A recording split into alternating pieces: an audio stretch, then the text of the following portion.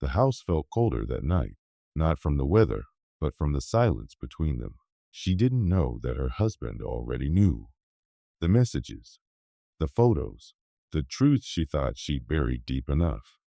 When she asked him the question that had haunted her for months, why he didn't want her anymore, he finally gave her the answer that would shatter everything she'd built her lies upon. For months, Daniel had lived in quiet agony, moving through his home like a ghost of himself. Every cup of coffee he poured, every dinner eaten in silence, carried the bitter taste of betrayal. He had seen the signs long before he found the proof, the late nights, the nervous smiles, the subtle shift in her scent. But when the truth appeared in the glow of her unlocked laptop screen, it changed everything. He didn't scream. He didn't confront her. Instead, he waited.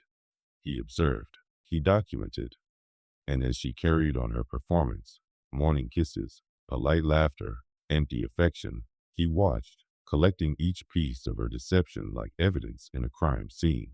Every night, he sat on the same couch, pretending to read, his mind replaying her lies in perfect detail. The woman who once promised forever had become a stranger sitting beside him. The weight of her betrayal pressed on him like a vice, but he stayed quiet, letting her guilt rot in the silence between them. And yet she never confessed. Not even once. When Emma finally broke under the strain of her own silence, her words trembled through the air like the flicker of a dying candle. "Why don't you want me anymore?" Daniel turned to her, the ghost of a smile on his face, not one of love, but a final understanding, because he'd already grieved her long before that night. He'd already read the messages she'd sent another man, words of longing, of excitement, of love that wasn't his anymore. He had loved her fiercely once, but love cannot survive deceit.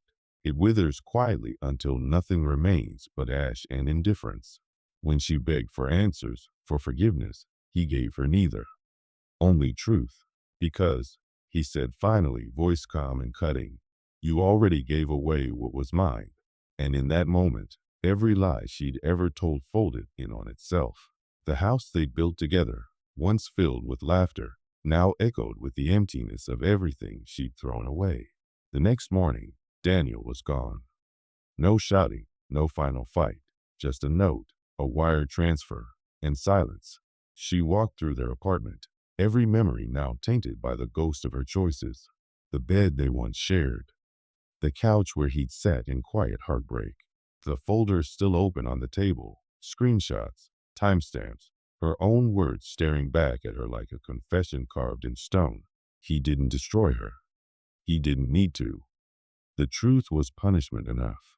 Weeks later, she'd realized the cruel irony. The man she'd wanted to feel alive would disappeared as quickly as her marriage did. And the man who'd loved her, truly loved her, was rebuilding his life without her. Daniel didn't look back. He carried his pain to the quiet of the mountains, traded heartbreak for solitude, and began to live again.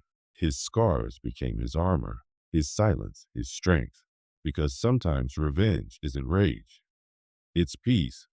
It's walking away knowing you've said everything without saying anything at all. In the end, she lost him not because he stopped loving her, but because she forgot what love was worth until it was already gone. Would you have stayed to fight for forgiveness or walked away like he did?